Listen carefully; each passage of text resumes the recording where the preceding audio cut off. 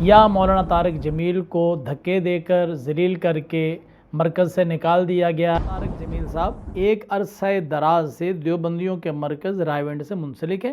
بسم اللہ الرحمن الرحیم، الحمدللہ رب العالمین والصلاة والسلام علی سید الانبیاء والمرسلین۔ معزز حاضرین، سامعین و ناظرین، وہ کہتے ہیں نا کہ نکلنا خلد سے آدم کا سنتے آئے تھے، لیکن بڑے بے آبرو ہو کر تیرے کوچے سے ہم نکلے۔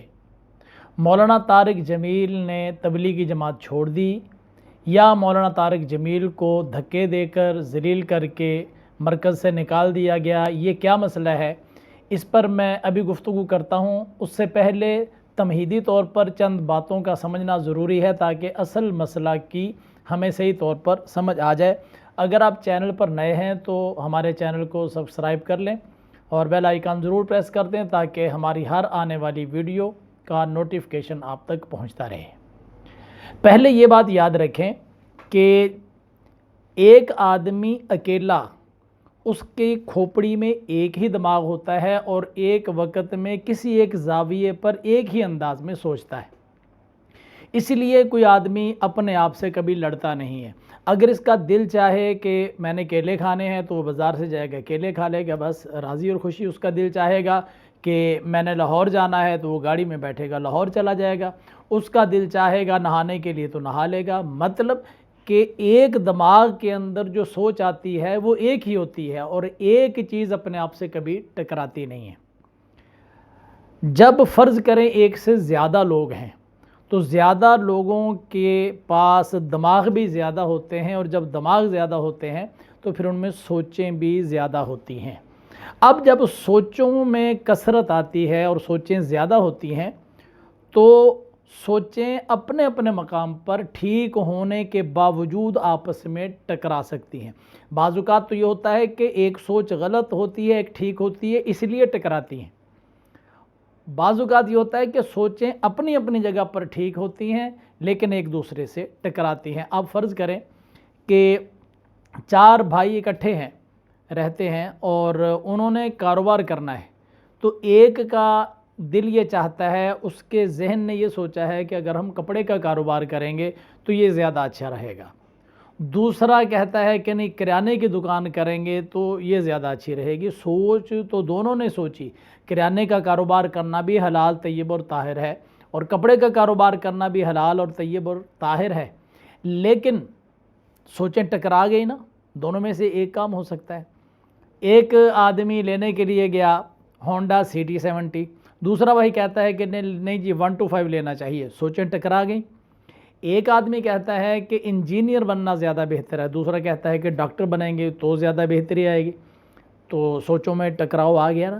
تو اس طرح جتنے دماغ زیادہ ہوتے ہیں، جتنی کمیونٹی بڑھتی ہے نا، اتنی سوچیں زیادہ آتی ہیں، سوچنے کے زاویے جو ہے نا وہ مختلف ہوتے ہیں، صحیح ہونے کے باوجود ایک دوسرے سے ٹکراتے ہیں۔ جب سوچوں کے زاویے کثیر ہو جاتے ہیں تو پھر اس میں دو طرح کا فرق آتا ہے۔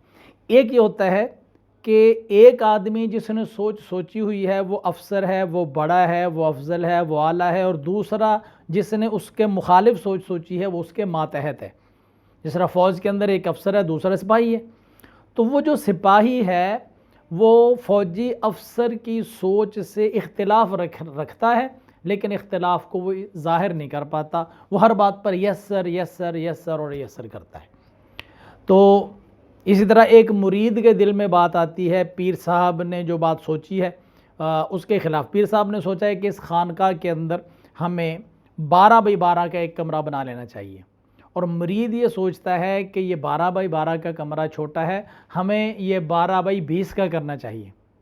تو سوچوں میں تو اختلاف آ گیا نا، لیکن مرید ڈرتا ہے کہیں پیر صاحب جو ہے وہ ناراض نہ ہو جائیں، تو اس لیے وہ اپنی رائے کا اظہار نہیں کرتا۔ یعنی جہاں کوئی بندہ ایک ماتحت ہوتا ہے اور اظہار رائے کا جہاں جو ہے اظہار رائے کی اجازت نہیں ہوتی، وہاں آدمی اختلاف کے باوجود خاموشی اختیار کرتا ہے۔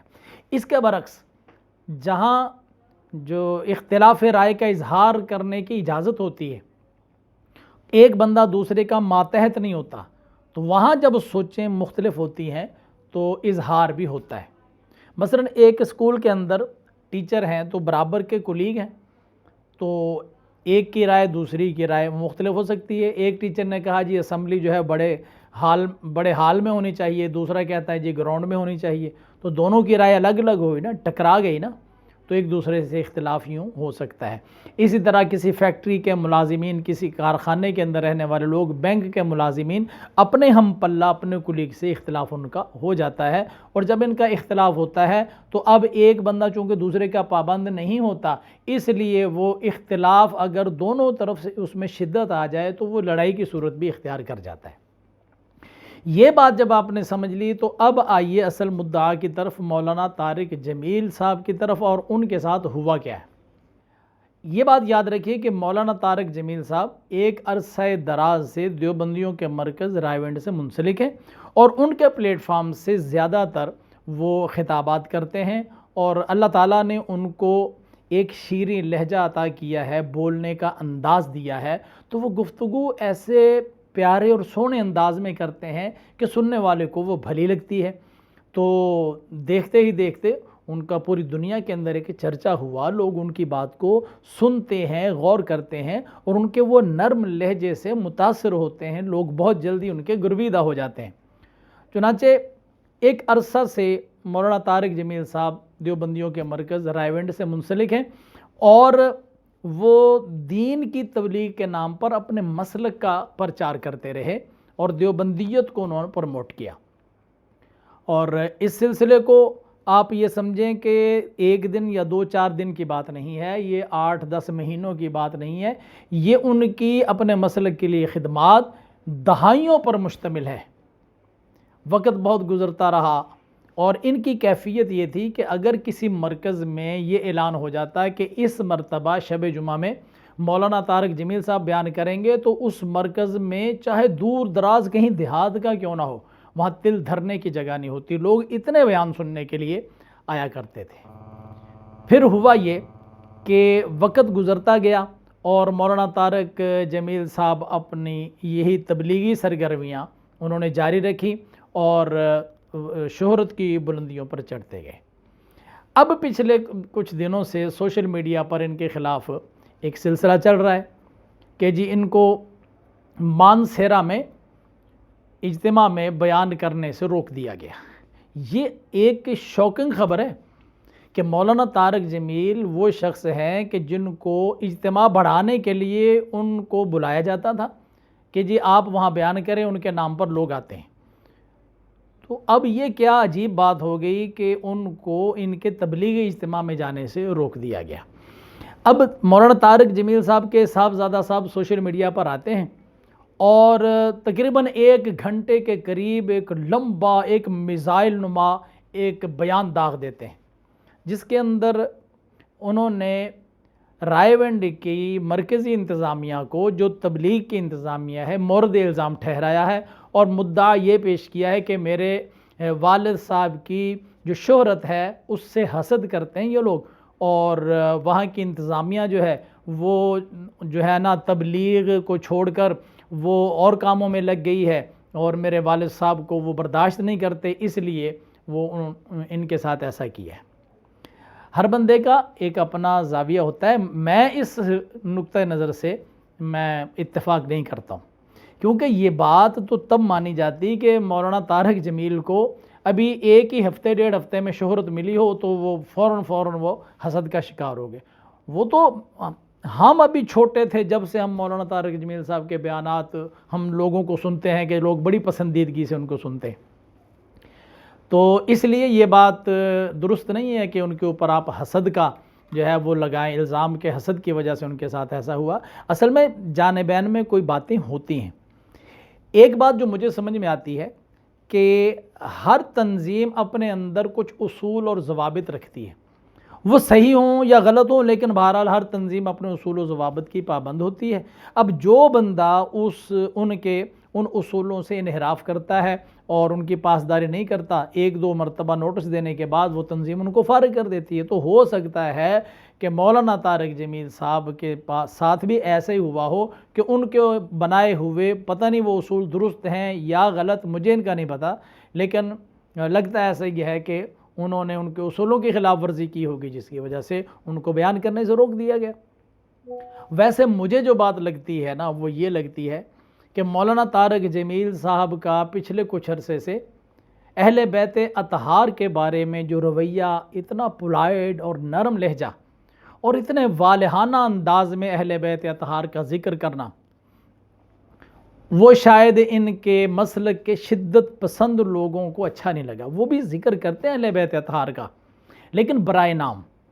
مولانا طارق جمیل نے کچھ عرصے سے جو اہل بیت اطہار کا ذکر کرنا شروع کیا، وہ بڑی یعنی بعض اوقات اگر آپ یہ فرض کر لیں کہ مولانا طارق جمیل دیوبندی نہیں ہے، ایک عام کوئی آدمی ہے، تو یوں لگے گا کہ کوئی اہل تشیع کا ذاکر گفتگو کر رہا ہے۔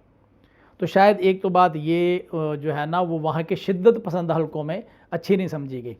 دوسری بات جو ہے وہ یہ ہے کہ ابھی کچھ عرصہ پہلے ان کے بیٹے کی حادثاتی موت ہوئی، تو تیسرے دن انہوں نے وہاں پر قرآن خوانی کا اہتمام کیا، دعا مانگی، فاتحہ خوانی کی۔